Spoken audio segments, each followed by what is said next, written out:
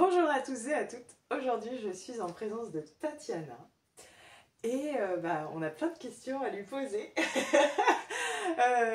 Déjà, première chose, qui es-tu, Tatiana? Je suis donc une maman d'un petit garçon qui a aujourd'hui 5 ans et demi. Je suis une femme d'une bientôt une quarantaine d'années. Et je suis quelqu'un qui a dédié son parcours professionnel à l'accompagnement des autres, notamment avec le massage et les huiles essentielles. Voilà, je pratique la naturopathie, je pratique les soins énergétiques.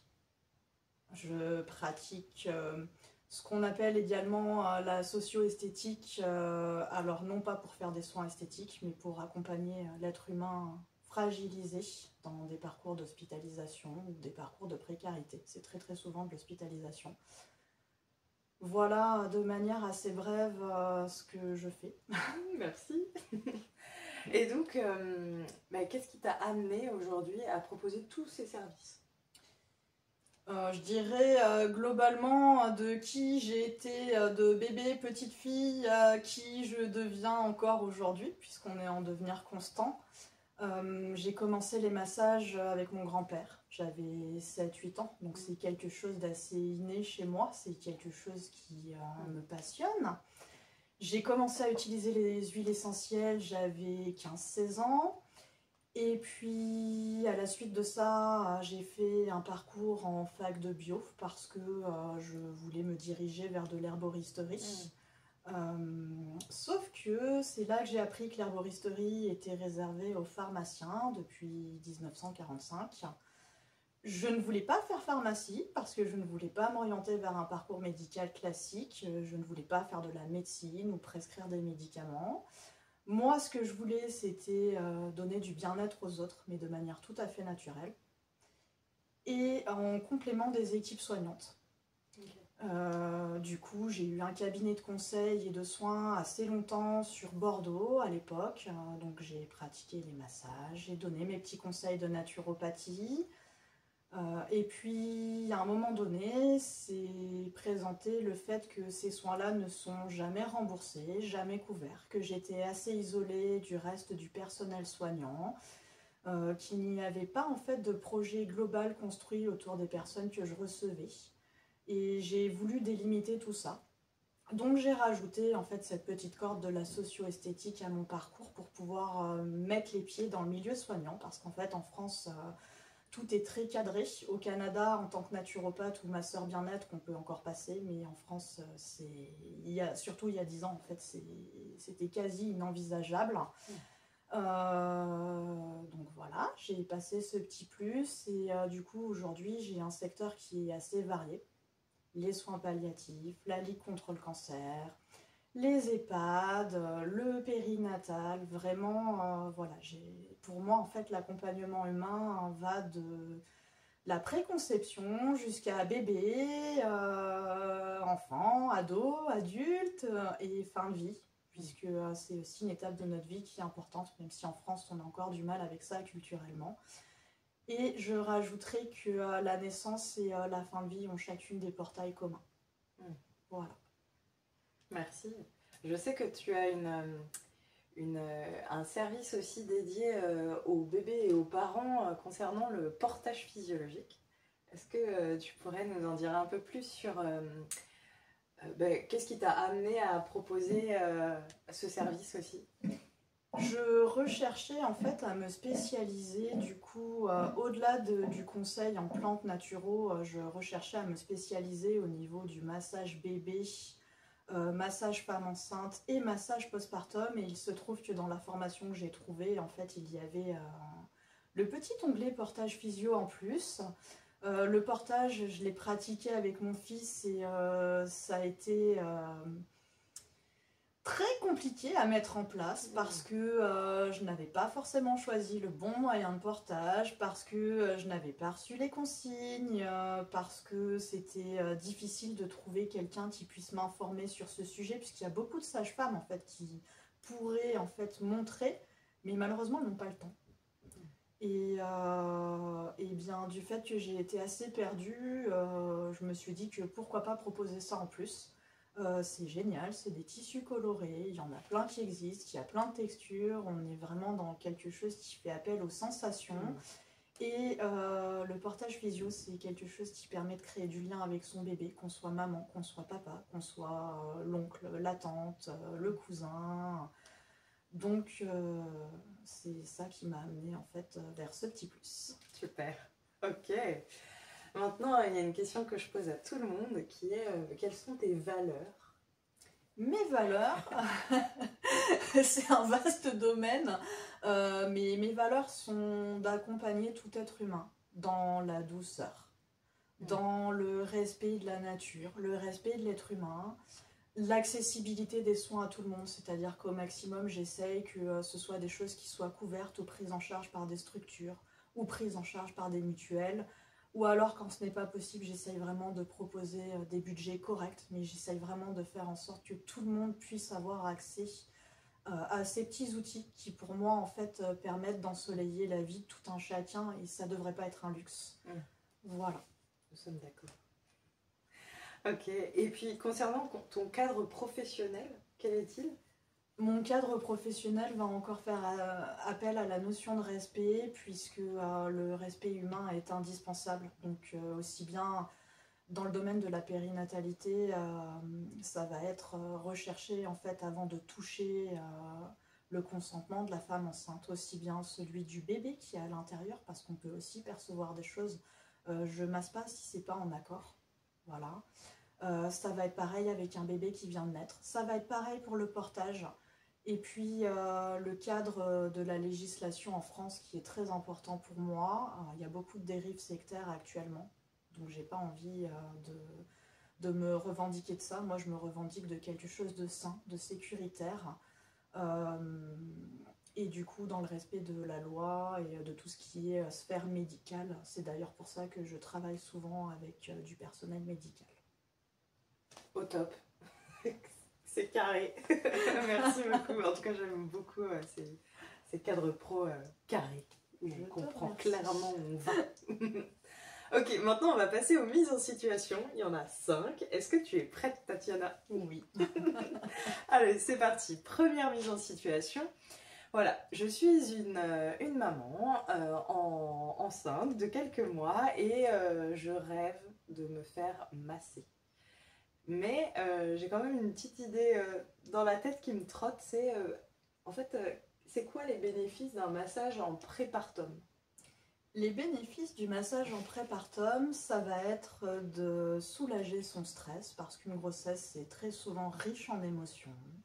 Ça va être de se défatiguer, ça va être d'apaiser les tensions articulaires et musculaires, ça va être un petit peu plus tard aussi dans la grossesse de pouvoir apprivoiser en fait son accouchement, la naissance du bébé avec sérénité le plus possible, la conscience de son corps. Du coup, quand je parle de la conscience de son corps, il y a aussi des petits exercices de visualisation du bassin qui sont proposés dans la séance de massage prépartum. Donc c'est intéressant aussi de savoir un petit peu où est le périnée, de pratiquer des exercices de respiration. Voilà, ça c'est vraiment pas du massage, hein. Je m'amuse pas à masser le périnée de mes patientes, enfin de mes clientes, mais en tous les cas, on est vraiment sur visualisation, conscience, ressenti, sensation corporelle, et puis évidemment un truc qui est très commun, l'hydratation corporelle. Voilà. Ok. Parfait, tout carré. Ok, deuxième mise en situation. Voilà, je suis un jeune papa, futur papa plutôt, et donc je rêve concrètement de porter mon bébé lorsqu'il va naître. Est-ce qu'il y a des choses que je dois prévoir en amont de sa naissance? Alors, les petites choses à prévoir en amont de la naissance, moi je trouve ça génial, un papa qui décide de porter son bébé, ça va favoriser notamment le pot à pot. Ça serait éventuellement de rencontrer quelqu'un qui puisse conseiller sur les moyens de portage. Alors on ne sait évidemment pas comment sera le bébé à la naissance, mais d'avoir des moyens de portage basiques. Je sais que nous, on avait acheté en fait des t-shirts de portage avant la naissance de notre fils, chose qui n'a servi absolument à rien, puisqu'on a eu beaucoup de difficultés à installer notre bébé dedans, et en fait c'était vraiment pas adapté du tout. Du coup, papa n'a jamais porté notre fils dans le t-shirt. Donc, voir quelqu'un qui puisse permettre d'appréhender un petit peu les moyens de portage, voir les nouages. Souvent, en fait, les moyens de portage, c'est appréhendé comme quelque chose de compliqué. On se dit que les nouages, c'est assez barbare, on va pas y arriver. Et en fait, une fois qu'on a compris le truc, qu'on nous a bien expliqué, ça va tout seul. Ok, merci.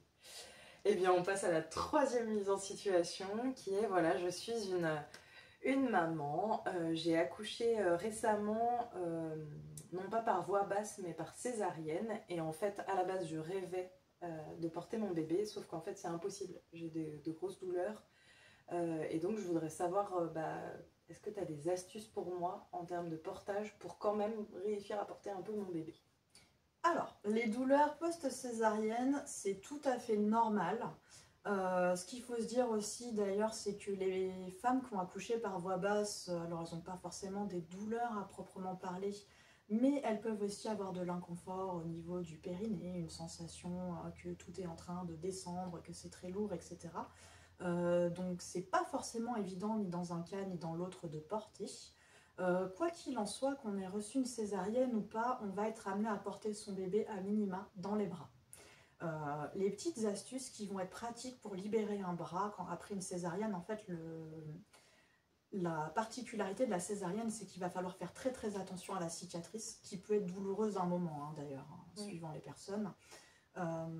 Donc la particularité, c'est ça. Mais les petites astuces, ça va être d'utiliser un sling, par exemple, où le bébé va être un petit peu installé de profil. C'est un portage qui est assez haut, donc ça ne viendra pas du tout appuyer sur la cicatrice. Ça permet de serrer assez bien, mais sans avoir en fait de nœud au niveau du bas-ventre, là où se trouve la cicatrice.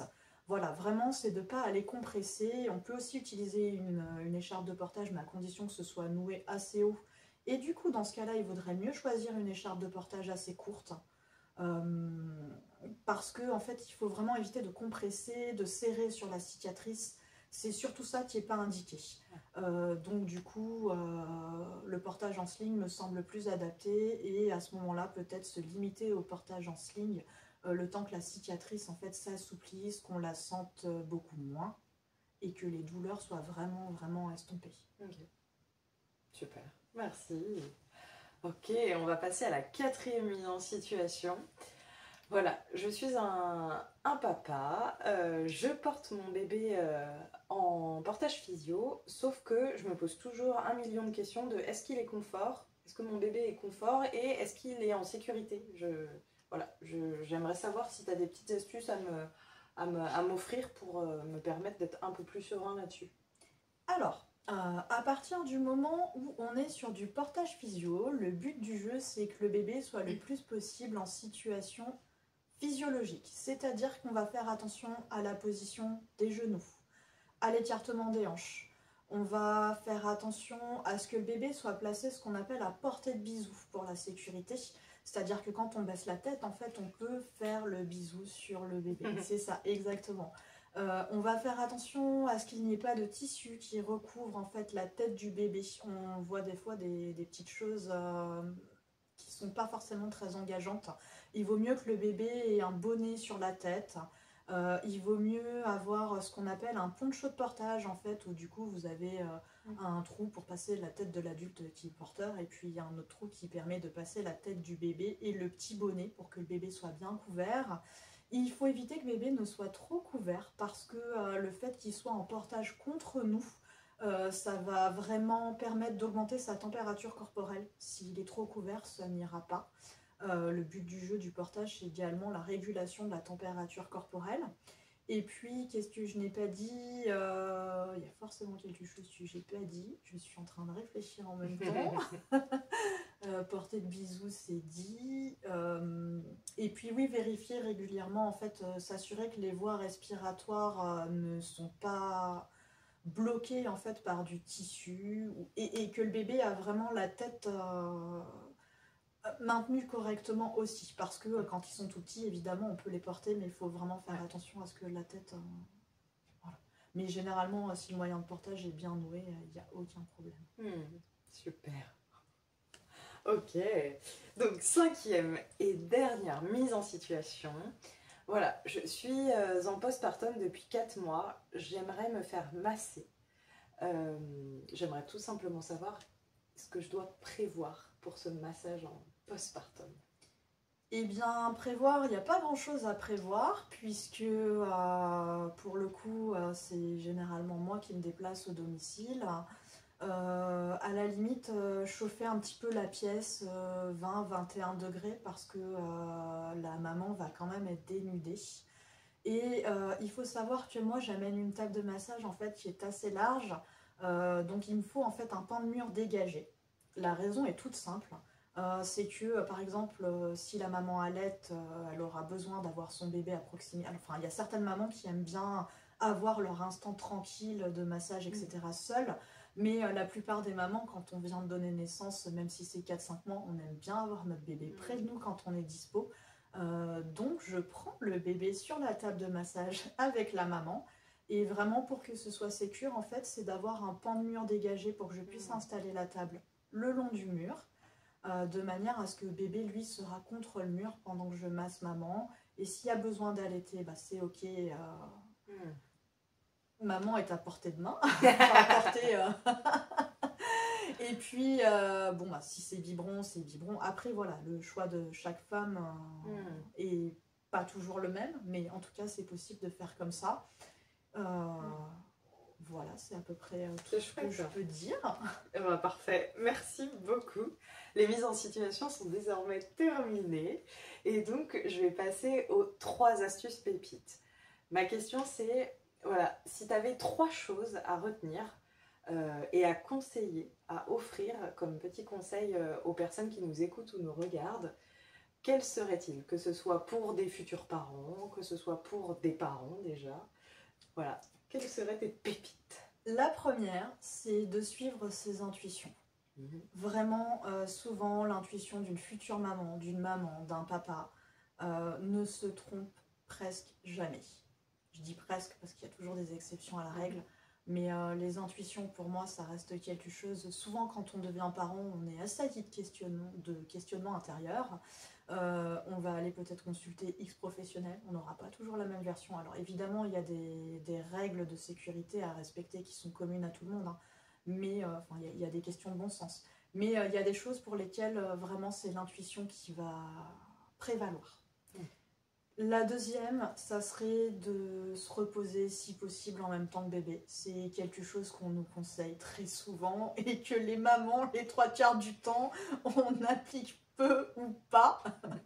On se rend compte un petit peu tard que, ben, évidemment, ça aurait été bénéfique de faire comme ça.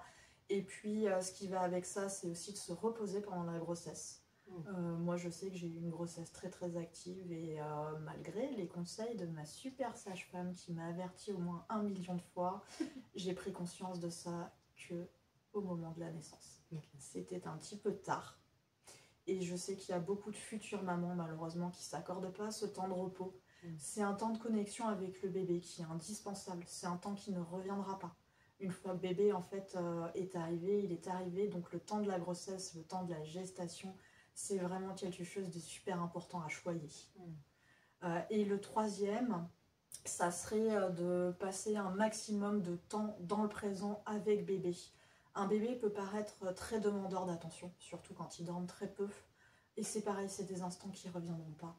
Le ménage, s'il n'est pas fait à fond, c'est pas grave. Passer au-dessus de ses convictions, de peut-être pour une fois pas cuisiner autant ou pas être dans des principes où du coup je mange jamais d'industriel, etc. Bon ben là ça peut dépanner en fait. En l'occurrence, si vous avez personne à côté, ça peut dépanner. Je dis pas que c'est le must, mais l'important vraiment c'est le temps présent avec votre bébé. Voilà. Super, merci beaucoup. Alors Tatiana, moi maintenant, il y a la question qui est où est-ce qu'on te retrouve? Comment on te retrouve? On me retrouve à Bonne-Étable, on me retrouve dans certaines structures, mais là du coup pour les personnes qui vont regarder la vidéo, on va pouvoir me contacter par mon téléphone, donc 06 79 49 76 98. On va pouvoir me rechercher donc via les moteurs de recherche Google. On peut taper les soins bio de Titania et du coup on tombe sur mon site Wix avec ce que je propose et je me présente un petit peu également. On va pouvoir aussi me contacter via un formulaire via ce site Wix. Ou alors on va pouvoir me retrouver toujours sur la page Les Soins Bio de Titania sur Facebook. Voilà, c'est ma page professionnelle. À savoir que pour les particuliers, pour l'instant, j'ai plus d'espace de soins et d'accueil. Hein. C'est moi qui me déplace. Ok, voilà. À domicile. Exactement. Au top, merci. Ok, je t'avais prévu une surprise, comme à quasiment toutes les personnes que j'ai interviewées, qui est le mot de la fin. Le mot de la fin, je l'envisage comme un seul mot que je t'invite à prononcer. Et ce mot, l'idée, c'est que les personnes qui nous écoutent et nous regardent repartent avec sa résonance et avec sa vibration. Et donc pour toi, et donc pendant ce temps-là, moi, je m'approche et je vais éteindre la vidéo. Voilà. Alors, pour toi, quel serait le dernier mot que tu as envie d'offrir aux personnes qui nous ont écoutés et regardés? Bienveillance. Yes.